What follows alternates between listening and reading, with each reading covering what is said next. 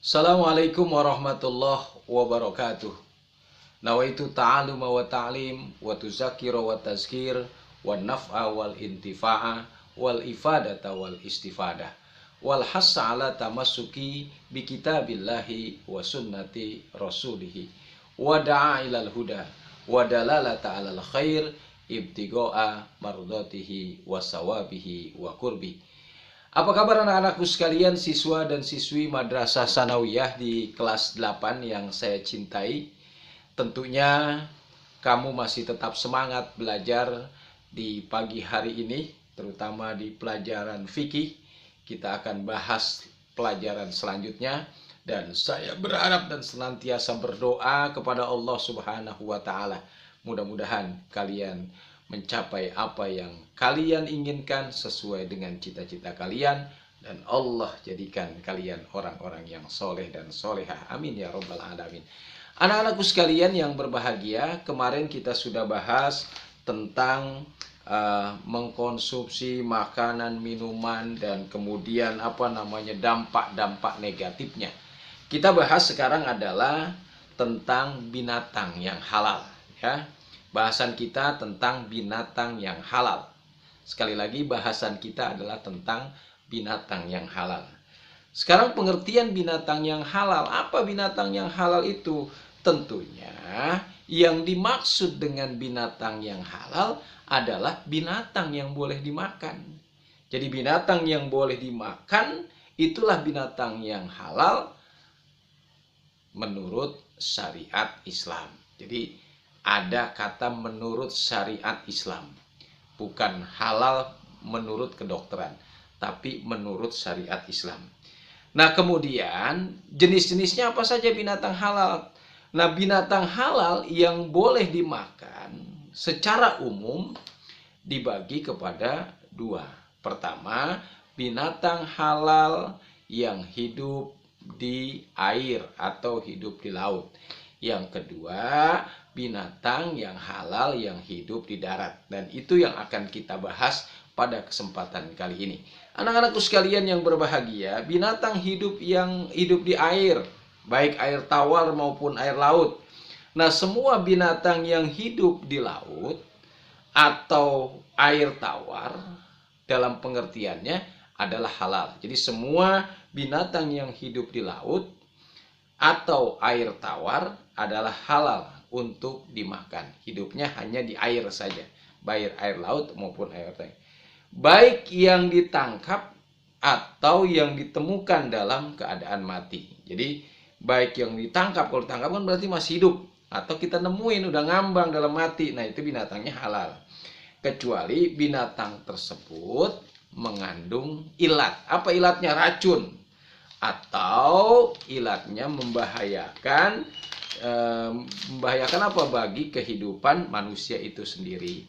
Jadi prinsipnya itu, semua binatang yang hidup di air hanya di satu alam itu halal hukumnya, kecuali apabila membahayakan, mengandung racun atau membahayakan kehidupan manusia.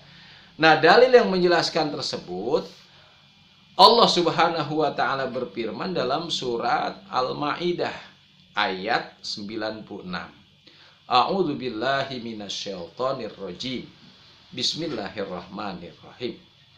Uhilla lakum sayyidul bahri wa ta'amuhu mata'al lakum walis sayyarah.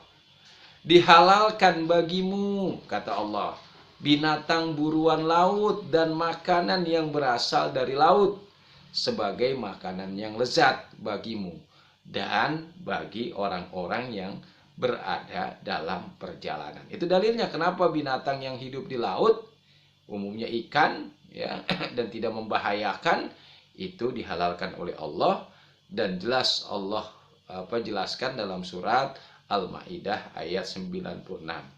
Kemudian Rasulullah Shallallahu Alaihi Wasallam juga bersabda dalam hadisnya, an Abi Hurairah radhiyallahu anhu qala Rasulullah sallallahu alaihi wasallam fil bahri huwa tuhur ma'uhu wa hillu maitatahu rawahul Malik wa Syafi wa Ahmad. Dari Abu Hurairah berkata Rasulullah Shallallahu Alaihi Wasallam bersabda mengenai apa laut, bahwa laut itu kata Rasulullah suci airnya dan halal bangkainya. Maksudnya bangkai ikan ya, bukan bangkai manusia.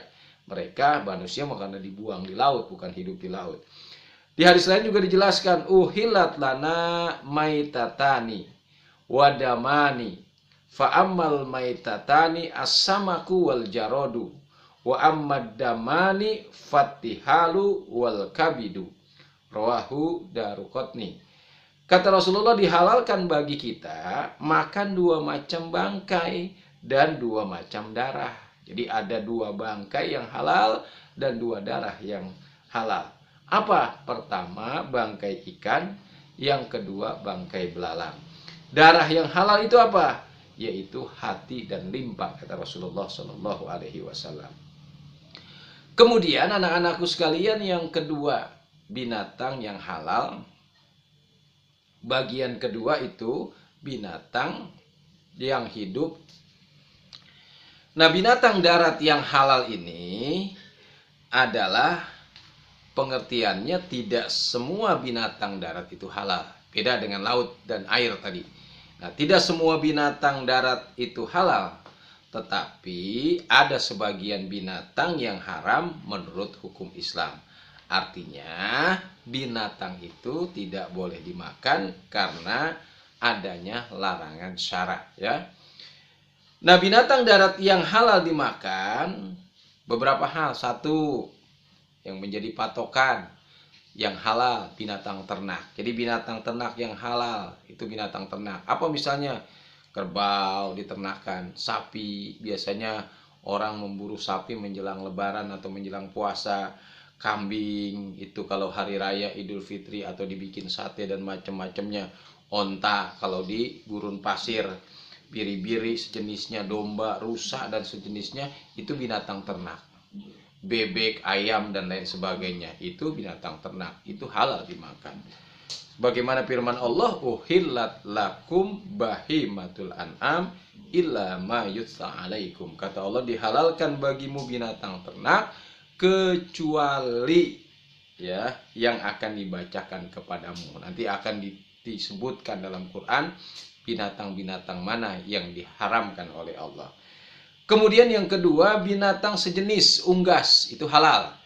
Seperti apa? Ayam, bebek, angsa, itik ya, burung dara. Nah, itu halal. Sebagaimana sabda Rasulullah an Abi Musa radhiyallahu anhu qala ra'aitun Nabi sallallahu alaihi wasallam ya'kulud dajajan. Dari Abi Musa, ia berkata, aku pernah melihat Nabi makan daging ayam. Tuh, Rasulullah makan daging ayam juga. Kalau kita daging ayam udah menjadi menu hari-hari kita gitu ya. Kemudian yang ketiga kuda. Nah, kita kuda jarang lah ya, karena kuda itu harganya mahal. Kemudian kedua, kuda itu menjadi alat untuk apa?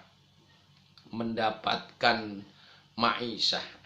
Tapi kalaupun demikian itu halal. Sebagaimana sabda Rasulullah an Asma binti Abi Bakr radhiyallahu anhuma qalat naharna ala ahdi Rasulillah sallallahu alaihi wasallam parosan fa'akalnahu muttafaqun alaih. Dari Asma binti Abu Bakar, pada zaman Rasulullah kami pernah menyembelih kuda dan kami memakannya, dan Rasulullah tidak melarang. Kemudian yang keempat, keledai liar dihalalkan. An Abi Qatadah radhiyallahu anhu apa kissotil himari wal hasya fa'akulu minhun nabiyyu sallallahu alaihi wasallam. Tentang kisah keledai liar, Nabi makan sebagian dari daging keledai itu. Jadi Rasulullah ikut makan ya, artinya boleh. Kemudian yang berikutnya apa yang halal? Kelinci. Ya, kelinci halal. Dibikin sate atau lainnya kalau suka ya. Di mana jelaskan an Anasin radhiyallahu anhu fi qissatil arnabi qala fadzabaha fa ba'asa bawarikaha ila Rasulillahi faqabbalahu. Dari Anas dalam kisah kelinci berkata ia menyembelihnya lalu dikirim dari daging punggungnya kepada Rasulullah, lalu beliau menerimanya dan memakannya. Kemudian yang keenam yang halal apa? Belalang. An ibni Abi Aufa radhiyallahu anhu qala gozauna ma'a Rasulillah sallallahu alaihi wasallam sab'a gozautin na'kulu jarodah Rawahul Bukhari wal Muslim. Dari Abi Aufa ia berkata, kami berperang bersama Rasulullah 7 kali perang dan kami memakan belalang. Rasulullah makan belalang. Artinya apa? Belalang boleh. Nah, anak-anakku sekalian yang berbahagia di kelas 8 Madrasah Sanawiyah, itulah bahasan kita tentang binatang-binatang yang halal dan boleh dimakan, ya. Saya harapkan itu sudah jelas, ya, apa yang saya paparkan, tinggal kalian dalami. Oleh karena itu pada pertemuan ini pertanyaannya satu, apa saja binatang yang dihalalkan? Sebutkan.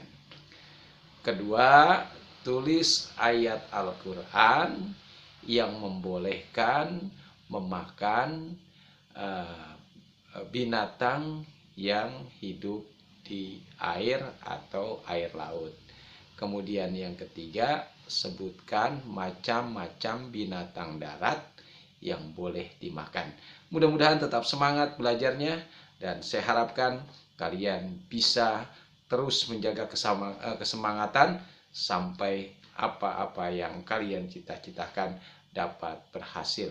Saya selalu berdoa mudah-mudahan kalian dijadikan orang-orang yang soleh dan soleha. Demikian, terima kasih. Sampai bertemu lagi pada pelajaran berikutnya. Wassalamualaikum warahmatullahi wabarakatuh.